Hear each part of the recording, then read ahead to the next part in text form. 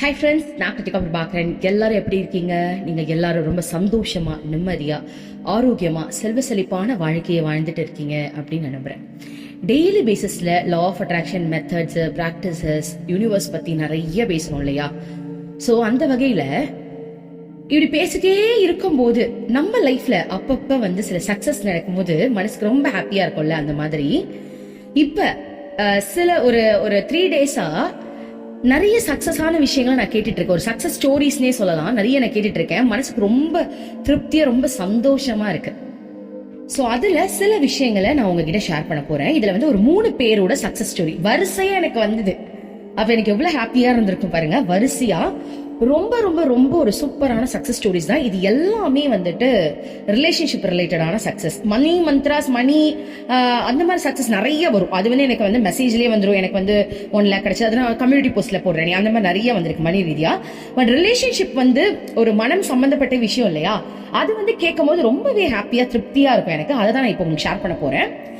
ஒரு பொண்ணு அவங்க ஒரு டாக்டர், ஓகேவா? ஸோ அவங்க ரிலேஷன்ஷிப்ல இருந்தாங்க. ரொம்ப வருஷமா லவ் பண்ணிட்டு இருந்தாங்க. அவங்க பேரண்ட்ஸ் சம்மதிக்கல. ஸோ சம்மதிக்காத காரணத்தினால இவங்க 2 பேருக்குள்ள இருக்க ரிலேஷன்ஷிப்பும் கொஞ்சம் பிரேக் ஆச்சு. பிரேக்னா மனதளவுல பிரேக் ஆகல, பட் பேசக்கூடிய சூழ்நிலையில அவங்க இல்ல. 2 பேருமே வீட்டுல சொல்றது, என்ன பண்றது, எவ்வளவு ப்ரெஷர் பண்ணாலும் இவங்க இப்படி இருக்காங்க, என்ன பண்றதுன்னு தெரியாம 2 பேருமே பேசிக்காம இருந்திருக்காங்க. அப்ப ஒரு ஸ்டேஜ்ல 2 பேருக்கும் கான்டாக்ட் இல்லாததுனால என்ன பண்றதுனே தெரியல. பட் இந்த பொண்ணு ரொம்ப அவங்க லவ் ஒரு 10 இயர்ஸாவே லவ் பண்ணிருக்காங்க. அதனால ரொம்ப பிலீவா இருந்தாங்க. ஸோ என்கிட்ட அவங்க லைஃப்க்கு ஜாயின் பண்ணும்போது அவங்க 2 பேரும் பேசிக்கல, ஓகேவா? ஸோ அப்ப என்கிட்ட கேட்டாங்க, எனக்கு என்ன பண்றதுனே தெரியல. நான் கேட்டேன், உங்களுக்கு என்ன பண்றதுனே தெரியலையா, இல்ல இதுதான் வேணும், நீங்க என்ன டெசிஷன்ல இதுதான் வேணும்னு வந்திருக்கீங்களா, இல்ல எனக்கு என்ன பண்றதுனே தெரியலன்னு வந்திருக்கீங்களான்னு கேட்டேன்.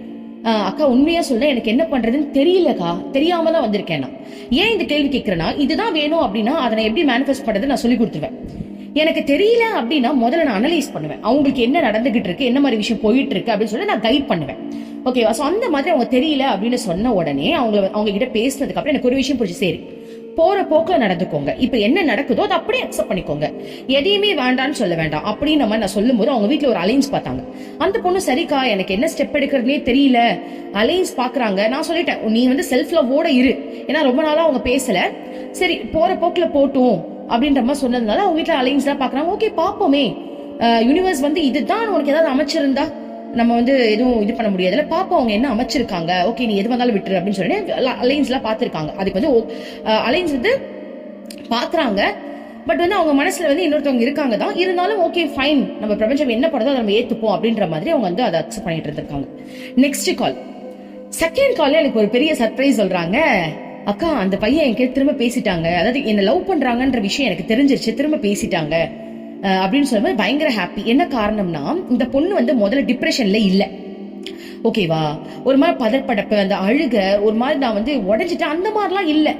அவங்க எப்ப ஒரு சராசரி சாதாரண மனநிலையில எதுனாலும் ஓகே அப்படின்னு இருக்காங்களோ அப்பதான் இதுக்கு பண்ண மேனிஃபெஸ்டேஷன் அவங்களுக்கு ஒர்க் ஆகும்.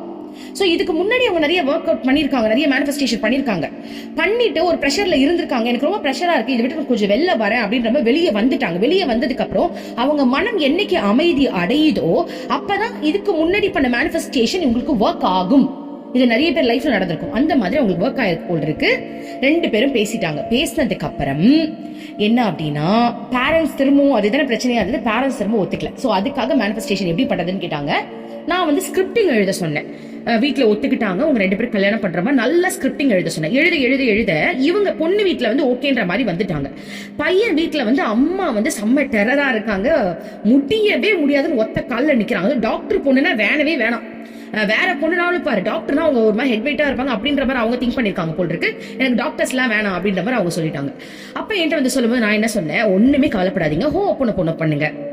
அந்த பேரண்ட்ஸ்க்குலாம் I am sorry, please forgive me, இதை பண்ணுங்க. ஏன் பண்ணணும் அப்படின்னா, இப்ப அவங்க அப்படி அப்போஸ் பண்றதுனால உங்களுக்கு அவங்க மேல ஒரு கோவம் வரும், அதெல்லாம் வரக்கூடாது, அதெல்லாம் நெகட்டிவ் எனர்ஜி. அப்போ ஐ am sorry, please forgive me, I think நீங்களே முதல்ல இறங்கி போற மாதிரி மனதால அவங்களை நினைச்சு ஹோ போன சொல்லுங்கன்னு அதை சொல்ல சொல்ல சொல்ல சொல்ல உண்மையாவே அவங்க அம்மாவுக்கு அந்த அதிர்வு போயே சேரும். ஸோ அவங்க அம்மா வந்து என்ன பண்ணிருக்காங்க, ஒரு ஸ்டேஜ்ல வந்து பையனும் வந்து ரொம்ப ஸ்ட்ராங்கா அங்க நின்று இருக்காங்க. ஓகேன்ற மாதிரி அவங்க அம்மாவும் ஓகே பண்ணிட்டாங்க. ஓகே பண்ணதுக்கு அப்புறம் என்கிட்ட வந்து சொல்றாங்க, பெரிய சர்ப்ரைஸ், அவங்க 2 பேருக்கும் மேரேஜ் ஃபிக்ஸ் ஆயிடுச்சு. என்ன மேரேஜ்க்கு கூப்பிட்டுருக்காங்க. அக்டோபர் மந்த் அவங்களுடைய மேரேஜ். இது நம்பர் 1 ஃபர்ஸ்ட் சக்சஸ் ஸ்டோரி என்கிட்ட சொல்றாங்க. செகண்ட் சக்சஸ் ஸ்டோரி என்ன அப்படின்னா, இதே மாதிரிதான் ரிலேஷன்ஷிப். நான் வந்து ரிலேஷன்ஷிப் அப்படின்னு சொன்ன உடனே அது முதல்ல நல்ல ரிலேஷன்ஷிப்பா கரெக்டா இருக்கான்னு தெரிஞ்சுக்கிட்டு தான் நான் கிளாஸே எடுப்பேன். ஒரு நல்ல ரொம்ப வருஷமா லவ் பண்றாங்க, ரொம்ப ஸ்ட்ராங், 2 பேருமே கரெக்டா இருக்காங்கன்னா நான் கைட் பண்ணுவேன். இல்லைன்னா நான் கண்டிப்பா அவங்களை வந்து கன்வின்ஸ் பண்ணி அவங்களை வந்து மனதை வந்து கொஞ்சம் மாத்துறதுக்கு ட்ரை பண்ணுவேன். ஏன்னா தேவையில்லாம ஒரு குழியில போய் விழுந்துடக்கூடாது இல்ல, நான் உடனே எல்லாம் கிளாஸ் எடுக்க மாட்டேன். அந்த மாதிரி வந்து செகண்ட் இந்த பொண்ணு வந்து எனக்கு தெரியும் உங்களோட லவ் வந்து ரொம்ப நல்ல லவ், ஆனாலும் அந்த பையன் வேணும், அந்த பையன் வந்து எனக்கு இப்ப ஃபீல் இல்லைன்ற மாதிரி ஒதுங்கிட்டாங்க போல் இருக்கு. இந்த பொண்ணு வந்து அந்த பையன் வேணும்னாங்க. நான் ஒரே வார்த்தை, நான் சொல்றது கேக்குறீங்களா? தயவு செஞ்சு யாருக்காகவும் உங்களை நீங்க விட்டு கொடுக்காதீங்க. நீங்களா மாறுங்க. முதல்ல உங்ககிட்ட இருக்கிற விஷயத்த பாருங்க. நீங்க எப்படி அடிக்ட் ஆயிருக்கீங்க பாருங்க. அந்த பையன் இல்லைன்னா நான் இல்லவே இல்லைன்றீங்க, அது அடிக்ஷன். அது இருக்கக்கூடாது. லவ்ன்றது வேற, அடிக்ஷன்ன்றது வேற. இதெல்லாம் நான் சொல்லுவேன். சோ அந்த மாதிரி சொல்லி அவங்களுக்கு எக்ஸ்பிளைன் பண்ணோடனே அவங்க சொல்லிட்டாங்க, அக்கா ஓகேக்கா, நான் இனிமேல் என்னோட வேலையை பாக்குறேன். நான் வந்து அவங்களும் டாக்டர், அவங்களும் பாருங்க டாக்டருக்கே நடந்துட்டு இருக்கேன். செம ஹாப்பி. அவங்க டாக்டர் மட்டும் இல்லாம அவங்க வந்து ஒரு பிஜி டாக்டர், அது எப்படி சொல்றது, சர்ஜரி பண்றவங்க, ஐசியூ வார்ட்லயே தான் இருப்பாங்கல்ல, அந்த மாதிரி டாக்டர், அவங்க பெரிய டாக்டர். ஓகேவா? சோ அவங்க வந்து என்ன பண்ணாங்க, நான் சொல்லிட்டேன், நீங்க வந்து முழுக்க உங்களோட விஷயத்துலதான் கவனம் செலுத்தணும். நீங்க பேஷன்ஸ பாருங்க. நீங்க ஒரு டாக்டரா இருக்கீங்க, நீங்க வந்து ஒரு கடவுளுக்கு சமமான ஒரு இதுல இருக்கீங்க. அப்போ நீங்க முதல்ல உங்க வாழ்க்கையை பாருங்க. உங்களை சுத்தி எவ்வளவு பேர் அன்பு காட்டுறாங்க, உங்களை சுத்தி எவ்வளவு பேர் நீங்க தான் தெய்வம்னு இருக்காங்க, அதுல கவனம் செலுத்துங்க. அவங்க கிட்ட பேசி அந்த விஷயத்த மாத்தி ஒரு கான்பிடென்ட்டா கொண்டு வந்துட்டு, நீ இதுல முதல்ல வெளியே வா. ஏன் அவங்க இருந்தாதான் உனக்கு வாழ்க்கையா? அப்படி கிடையாது. கடவுள் உங்களை ஒரு கருவியா பயன்படுத்துறாங்க. நீங்க உங்க லைஃப பாருங்க அப்படின்னு சொல்லி அவங்களை வந்து அந்த வழியில இருந்து முதல்ல வெளியே கொண்டு வரணும். அதுதான் மெயின். அதுக்கப்புறம் தான் மேனிஃபெஸ்டேஷன் அதெல்லாம். சோ அந்த வழியில இருந்து அவங்க வெளில கொண்டு வந்துட்டோன்னே அவங்க ரொம்ப கான்பிடென்ட்டா இருந்தாங்க. ஆனாலும் வந்துட்டு எனக்கு அந்த பையன் தான் வேணும், அது கண்டிப்பா இருக்கும், ஆப்வியஸா இருக்கும், இல்லைன்னு சொல்ல. முதல்ல வந்து செல்ஃப் லவ்க்கு வாங்க, அதுக்கப்புறம் மேனிஃபெஸ்ட் பண்ணுங்க அப்படின்ற மாதிரி முதல்ல அதுல இருந்து வெளில கொண்டு வந்துட்டேன். பாருங்க, அவங்க மேனிஃபெஸ்ட் எதுவும் பண்ணல. அதாவது என்கிட்ட லைஃப்க்கு ஜாயின் பண்றதுக்கு முன்னாடி பண்ணிருக்காங்க. வந்த உடனே எனக்கு தெரிஞ்சிருச்சு அவங்க டிப்ரெஷன்ல இருக்காங்க. என்ன மேனிஃபெஸ்ட் பண்ண என்ன ஒர்க் அவுட் ஆகும்? ஒருத்தங்க டிப்ரெஷன்ல இருக்கும்போது உணர்வு தானே பிரபஞ்சத்துக்கு போய் சேரும். என்ன எழுதினாலும் அவங்களுடைய உணர்வு வந்து ஒரு கவலையிலேயே இருக்கும்போது கவலை உணர்வு தான் பிரபஞ்சத்துக்கு போகும். அப்ப நம்மளுக்கு எதுவுமே அதாவது மேனிஃபெஸ்ட் ஆகாது. சோ அப்புறம் என்ன சொல்லிட்டு, முதல்ல நீங்களா மாறுங்க, அதுக்கப்புறம் மேனிஃபெஸ்டேஷன் பண்ணிக்கலாம் அப்படின்னு சொல்லிட்டு 1 month ஃபுல்லா அவங்களை வந்து என்ஜாய் பண்ண வச்சு. எப்படின்னா என்னோட ஒர்க் ஷாப்ஸ் எல்லாம் இருக்கும், அந்த ஒர்க் ஷாப்ஸ் எல்லாம் அட்டென்ட் பண்ணி அவங்களை வந்து கொஞ்சம் வந்து அவங்க மாத்திக்கிட்டாங்க. 1 month கழிச்சு திரும்ப என்கிட்ட வராங்க, அக்கா பெரிய ஹாப்பி நியூஸ்ன்றாங்க. என்ன ஆச்சுன்னு கேக்குறேன். எனக்கு செம்ம ஹாப்பி, இதெல்லாம் இப்ப நடந்தது. அந்த பையன் வந்து திரும்ப பேசிட்டாங்கக்கா, நீதான் உலகம், நீதான் வாழ்க்கை, நீங்க சொன்னதெல்லாம் கரெக்ட். நான் என்னோட லைஃப்ல வந்து நான் வந்து கான்சென்ட்ரேட் பண்ண அவங்க என்ன ரசிச்சிருக்காங்க. நான் சொன்ன இதெல்லாம், அதாவது ஒருத்தவங்களுக்கு நீங்க கிடைச்சதுக்கு அப்புறம் உங்க அருமை தெரியாது. நீங்க வந்து நீங்களா இருக்கும் போதுதான் அவங்களுக்கு உங்களை பிடிக்கும். நீங்க அவங்களுக்கு கிடைச்சிட்டீங்க, இப்ப நீங்க ஒண்ணுமே இல்லைன்ற மாதிரி அவங்களுக்கு ஃபீல் இருந்திருக்கலாம், அதனால கூட அந்த மாதிரி ஃபீல் போயிடுச்சுன்னு சொல்லி இருக்கலாம். சோ நீங்க திரும்பவும் அந்த நீங்களா அவங்க. அதாவது என்ன சொல்ல வரேன்னா, இப்போ ஒரு பர்சன் முதல்ல உங்க லவ் பண்றாங்கன்னா உங்ககிட்ட என்ன ரசிச்சிருப்பாங்க? உங்க கேரக்டர் அவங்களுக்கு பிடிச்சிருக்கலாம், உங்க பிஹேவியர் அவங்களுக்கு பிடிச்சிருக்கலாம், அப்பியரன்ஸை தாண்டி இந்த மாதிரி விஷயம் உங்க மனம் அவங்களுக்கு பிடிச்சிருந்திருக்கலாம், ஒரு நல்ல லவ்னா. ஓகேவா? அப்போ இது எல்லாத்தையும் நீங்க வந்து இவங்க கிட்ட பேசினதுக்கு அப்புறம் இது எல்லாத்தையும் நீங்க இழந்திருக்கலாம். அந்த கேரக்டர் பிஹேவியர்ல இழந்திருக்கலாம். ஏன்னா நிறைய பேருக்கு இந்த பிரச்சனையே அப்படிதான், அந்த பொசசிவால அந்த கேரக்டர் பிஹேவியர்ஸ் எல்லாம் இழந்திருக்கலாம். அப்ப இந்த பையனுக்கு வந்து அந்த பொண்ணு மேல ஒரு பெரிய வந்து ஈர்ப்பு இருந்திருக்காது. அப்ப நான் என்ன சொல்வேன் அப்படின்னா, அந்த பையன் ஃபர்ஸ்ட் உங்களை லவ் பண்ணும்போது நீங்க எந்த தன்மையில இருந்தீங்க, அதே தன்மையில நீங்க திரும்ப வாங்க, அந்த பர்சனுக்கு திரும்ப உங்க மேல அந்த அட்ராக்ஷன் ஃபீல் வரும் அப்படின்னு நான் சொல்றேன். புரிஞ்சுச்சா? இதான் பாயிண்ட். சோ அப்ப அந்த மாதிரியே அவங்க வந்து அந்த ஃபீல்ல இருக்கும்போது திரும்பவும் அந்த பர்சன் வந்து கான்டாக்ட் பண்ணி இப்ப திரும்ப ஒரு நல்ல ரிலேஷன்ஷிப்ல தான் அவங்க இருக்காங்க. இன்னொரு இதுல பெரிய சக்சஸ்னா இன்னொரு சக்சஸ் என்ன அப்படின்னா, அந்த பையனுடைய அம்மா அப்பாக்கு இந்த விஷயம் தெரிஞ்சிருக்கு. அது இந்த பையன் சொல்லல, பட் இவங்க எல்லாம் வந்து டாக்டர்ஸ் இல்ல, எம்பிபிஎஸ் படிச்சிருக்கும் போது அந்த பொண்ணு வீட்டுக்கு எல்லாம் போயிருப்பாங்க போட்டு, சின்ன வயசுல இருந்து ஃப்ரெண்ட்ஸ். சோ அப்பயே அவங்க அம்மாக்கு தெரிஞ்சிருக்கா. அவங்க அம்மா வாயை திறந்து கேட்டிருக்காங்களா, இந்த பொண்ணை தானே நீ லவ் பண்றதா சொல்லு, நாங்க கல்யாணம் பண்ணி வச்சிருவோன்ற அளவுக்கு பேசிட்டாங்க. எப்படி இருக்கு இந்த சக்சஸ்? எனக்கு ரொம்ப ஹாப்பியா இருந்தது அவங்க சொல்லும் போது. இது முடிஞ்சிச்சா? நம்பர் 2. நம்பர் 3 இருக்கு. இது வந்து இன்னும் நல்லா இருக்கும் பாருங்க. இது பாருங்க, நல்லா கவனிங்க. இது நிறைய பேர் வந்து கேட்கணும். அதாவது ஒரு பொண்ணு வந்து இதே மாதிரிதான், ஒரு பையன் தான் லைஃப், அவன் தான் வாழ்க்கை, அவன் இல்லைன்னா எனக்கு உலகம் இல்லைன்னு என்கிட்ட வந்தான். பிரபஞ்சத்தை வந்து ரொம்ப நம்பினான். ரொம்ப அவ வந்து பிரபஞ்சத்தை நம்புறது அளவே இல்லை. ஒரு ஸ்டேஜ்ல பிரபஞ்சம் எனக்கு என்ன பண்ணாலும் ஓகே, அந்த கடவுள் எனக்கு என்ன பண்றாரோ அது ஓகேன்ற அளவுக்கு அவன் நம்பிட்டான். அதாவது கடவுளை லவ் பண்ண ஆரம்பிச்சான்னு வச்சுக்கோங்களேன்.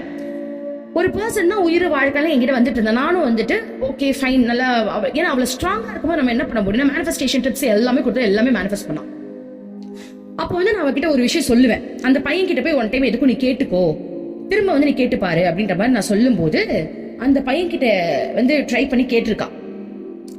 கேட்கும் போதுதான் தெரியுது அந்த பர்சன் வந்துட்டு இப்ப வந்து நான் என்ன நடந்தாலும் உன்னை மட்டும் மேரேஜ் பண்ணவே மாட்டேன் அப்படின்ற ஒரு வார்த்தையை வந்து சொல்லியிருக்காங்க. இதை வந்து என்கிட்ட ரொம்ப சொன்னான். அப்ப நான் என்ன சொன்னேன் அப்படின்னா, இங்க பாரு, நீ வந்து ஒரு விஷயத்த மேனிஃபெஸ்ட் பண்ண, இந்த மாதிரி ஒரு பர்சன் என் லைஃப்ல வரணும், நான் ரொம்ப ஹாப்பியா இருக்குன்னு மேனிஃபெஸ்ட் பண்றேன். பிரபஞ்சத்திற்கு என்ன போகும் அப்படின்னா, நீ ஒரு பர்சனோட ரொம்ப ஹாப்பியா இருக்க அப்படின்ற ஒரு விஷயம் போறதுனால அது பார்க்கும். நீ யாரை அட்ராக்ட் பண்றன்னு அவங்களுக்கு தெரியும். அந்த பர்சன் கிட்ட போய் அதை பார்க்கும். அந்த பர்சனோட மனநிலை என்னன்னு பிரபஞ்சத்துக்கு தெரியும். அப்போ இந்த பர்சன் ஒர்க் அவுட் ஆகலனா உன்னோட லைஃப்ல நீ என்ன எப்படிலாம் மேனிஃபெஸ்ட் பண்ணியோ அதே மாதிரியான ஒரு பர்சனை உன் லைஃப்ல கொண்டு வந்து சேர்ப்பாங்கன்னு நான் சொன்னேன்.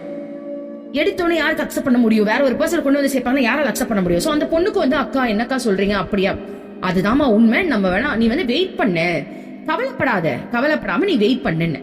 அடுத்த கால்ல அப்படி சொல்ல, அக்கா நீங்க சொன்னது அப்படியே பழிச்சிருச்சு. ஒரு பர்சன் வந்து என்ன வந்து 3 இயர்ஸா லவ் பண்ணிட்டு இருந்திருக்காங்களாம். எங்க வீட்டு பக்கத்து வீடு தான் அவங்களை எனக்கு தெரியும், நான் அண்ணா தான் கூப்பிடுவேன்.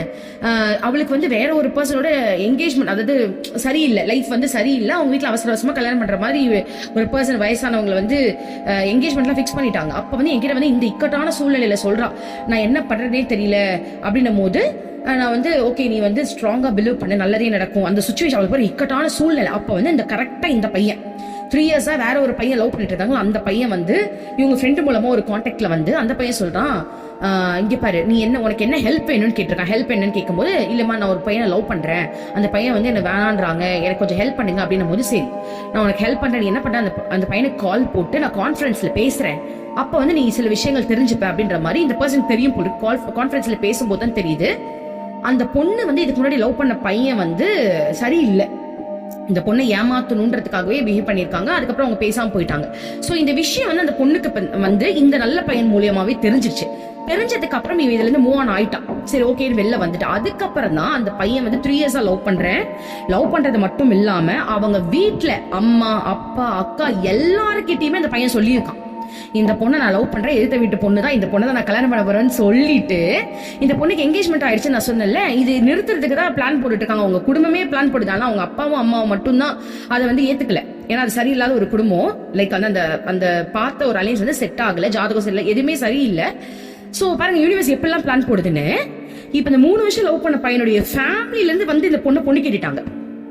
பொண்ணு கேட்டு நாங்களே சொல்றோம், நீங்க இது என்கேஜ்மெண்ட் பண்ண இது வந்து சரி கிடையாது, வேணா வாங்க நாங்களே செக் பண்றோம், என் பையன் வந்து உங்க பொண்ணை லவ் பண்றான், 3 வருஷம் லவ் பண்றான், என்கிட்ட எல்லாமே இருக்கு, சேம் கேஸ்ட், உங்களுக்கு என்ன பிரச்சனை, நான் கல்யாணம் பண்ணிக்கிறேன் அப்படின்ற அளவுக்கு வந்து இப்ப அந்த பொண்ணுக்கு அந்த 3 இயர்ஸ் அந்த லவ் பண்ண பையனுடைய திரும்பவும் மேரேஜ் ஃபிக்ஸ் ஆயிடுச்சு. அந்த என்கேஜ்மெண்ட் வந்து கேன்சல் ஆயிடுச்சு. இது எவ்வளவு பெரிய விஷயம்.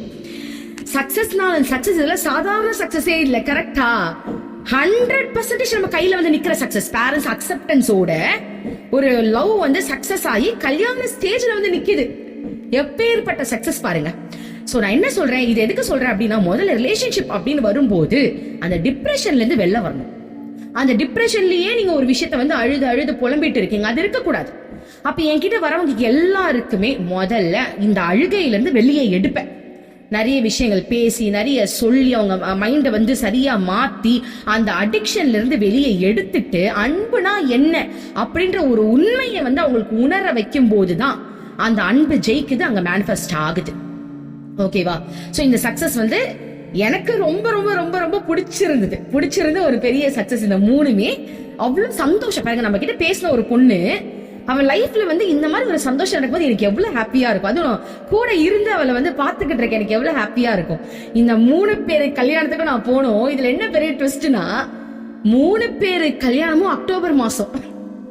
அப்ப வரிசையா நான் போற மாதிரி இருக்கும். பாப்போம், மேபி லொகேஷன் டிஃப்ரெண்டா இருந்ததுன்னா என்னால போக முடியுமான்னு தெரியல. இருந்தாலும் நான் இங்க இருந்தே வாழ்த்திடுவேன். சோ ரொம்ப ஹாப்பியா இருக்கு. இந்த ஒரு விஷயத்தை உங்ககிட்ட ஷேர் பண்றதுக்கு ரொம்ப நன்றி. Thank you universe.